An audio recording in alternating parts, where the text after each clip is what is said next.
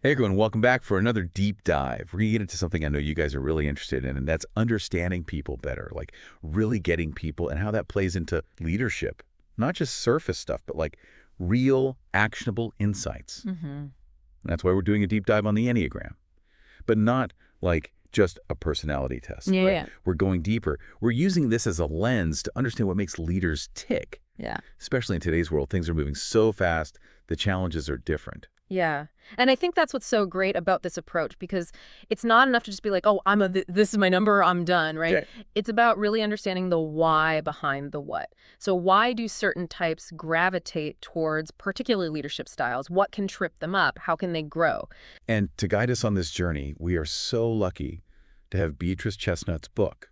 This is The 9 Types of Leadership, and it's specifically focused on, well, the title kind of gives it away, but on leadership in the 21st century workplace, Mm-hmm. which she makes a really good point right at the beginning. It's like leaders today are being tested more than ever, right? Yeah. The demands on them, the resilience they need.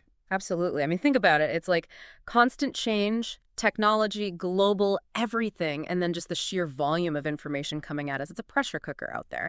And that's where something like the Enneagram, I think, can be so helpful. So before we get into the weeds of each type, right, because we're going to kind of go through all 9, Yeah. can you give us that like core concept? Why do these 9 types even exist in the first place? So the Enneagram's whole thing is that early on in life, we develop this personality, this ego, right? And it's like, how do we navigate the world? How do we get our needs met? Mm-hmm. It's a whole set of patterns and defenses, motivations. It's what helped us survive and kind of thrive back in the day when we were first figuring things out. So it's like this invisible script we've been carrying around since who knows when. Yeah. And it's playing out in how we lead, how we react, all that. Exactly. But here's what I think is so cool. It's not just about, oh, you're stuck this way. The Enneagram doesn't just categorize. It helps us see those patterns and then connect them to our potential. I like that.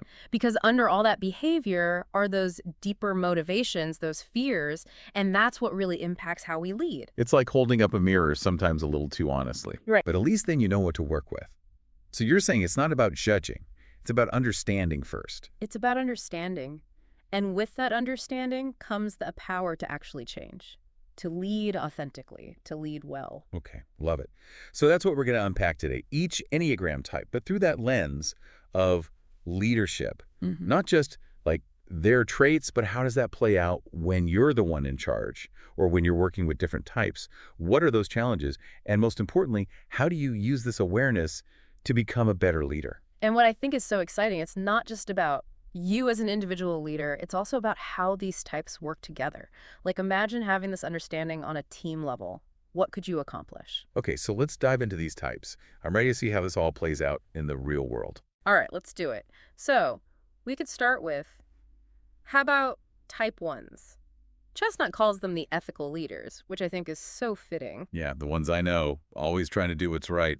High standards for sure. Exactly.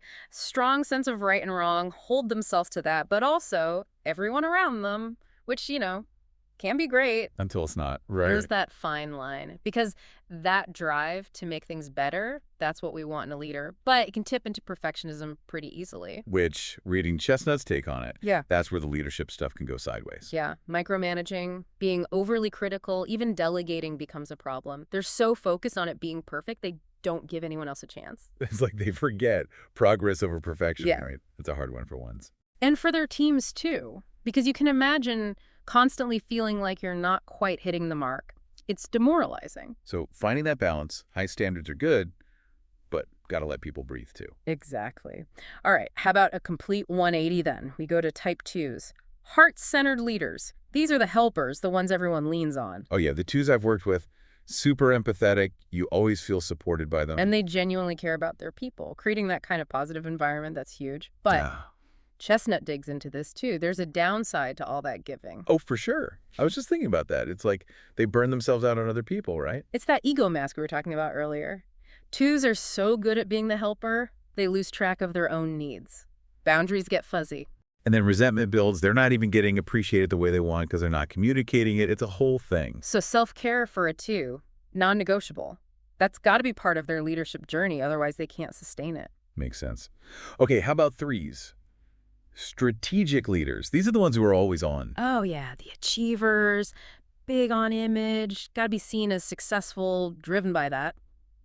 And that can be super powerful. They get a lot done. But Chestnut talks about that kind of going too far, right? Yeah. Where it's never enough success, always on to the next thing. Right. And the danger is they start chasing those external markers of success, promotions, awards. They lose the why behind it. And their teams feel that pressure too. I've worked for a 3 like that. It's exhausting.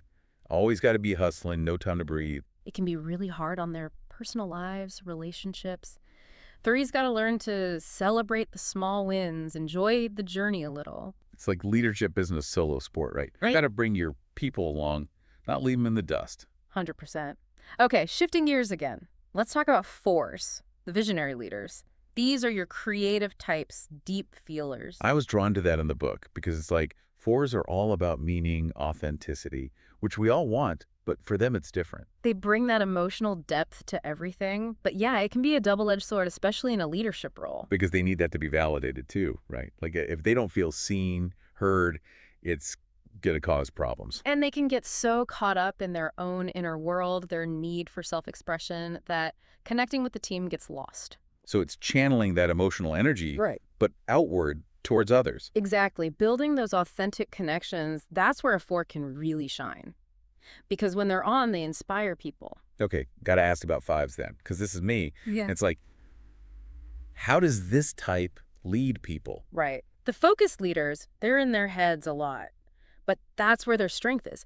Intellectual, curious, amazing focus when they're into something. Yeah, give me a problem to solve over leading a meeting any day. Yeah. Chestnut talks about that being tough for 5s, that outward stuff. Well, delegation can be hard. It's like easier to just do it myself, right? And then that withdrawal thing, when stressed, it looks bad to others. But you don't care. But really, you're just overthinking in your head. So it's learning to communicate that process, share their knowledge, because they have so much to offer.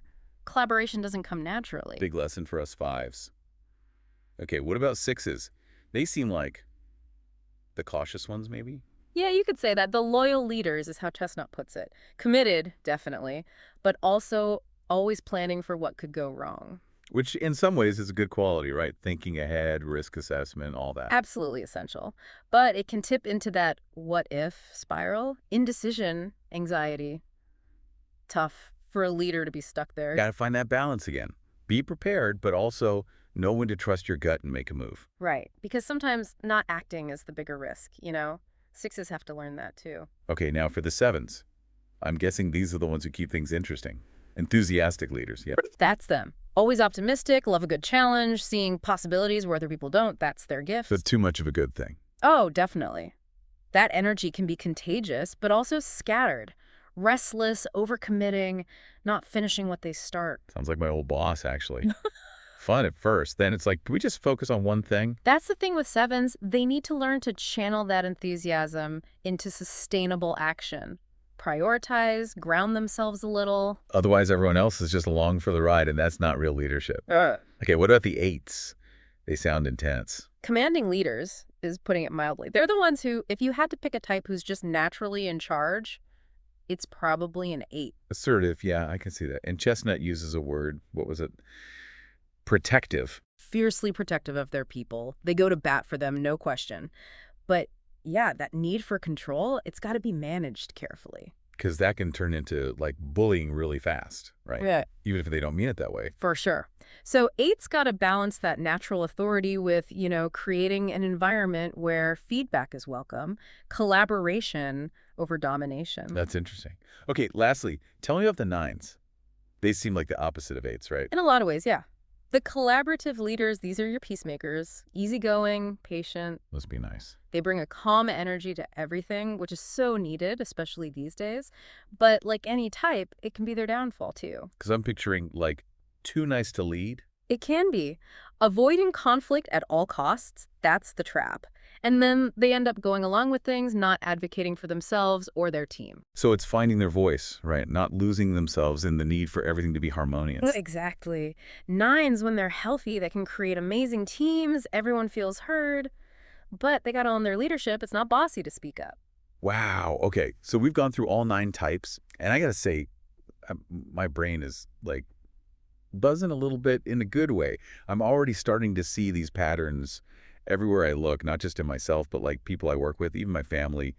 It's Yeah. kind of freaky. It's like Chestnut gives you this whole new lens, and suddenly you're seeing things you never noticed before. And especially when it comes to leadership, that's where it really clicks. Yeah, because it's not just about what people are doing, it's why. Like that boss I had who was always pushing, pushing, pushing, I used to think, oh, he's just power tripping. But now I'm thinking, maybe he was a 3, you know, Mm.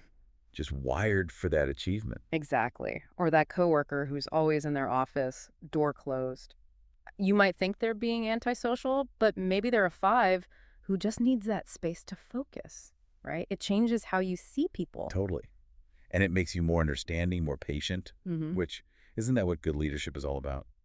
Seeing the best in people, helping them thrive. 100%. And Chestnut talks about this too. It's not like everyone of a certain type is the same, right? There's healthy and unhealthy versions of each. Oh, right, the levels of health Right. within the types. So it's Yeah. not enough to just be like, oh, I'm a 7, case closed. You got to look deeper. It's not a static system. A healthy one is going to lead very differently than an unhealthy one. A healthy one, you get that inspiring leader pushing for excellence, but also empowering their team. An unhealthy one, that's your micromanager from hell. Makes sense. So identifying your type is step 1. Then it's about where am I on that spectrum? And how do I move towards the healthier end? And that's where I think the book is really helpful. Because she gives you those specific growth paths for each type. Like, here are the things a 1 can work on. Here's what a 2 struggles with. Yes. It's practical. Like a roadmap, basically. Uh-huh. Which I know our listeners, they're all about that actionable advice. Yeah. So, okay, one last thing I'm curious about. We've talked about individual types. Yeah. But what about teams? Like, imagine you've got all 9 in a room trying to get stuff done. Oh, that's when it gets really fun. Because you've got the potential for amazing things, but also some major clashes. It's about harnessing those different energies. So give me an example. What's a good combo and what's one that's going to be interesting? Well, you get a 4 with their vision, a 3 with their strategy, and then a 9 to bring everyone together. That could be magic, right? But throw in, say, an 8 who wants control and a 6 who's second-guessing everything.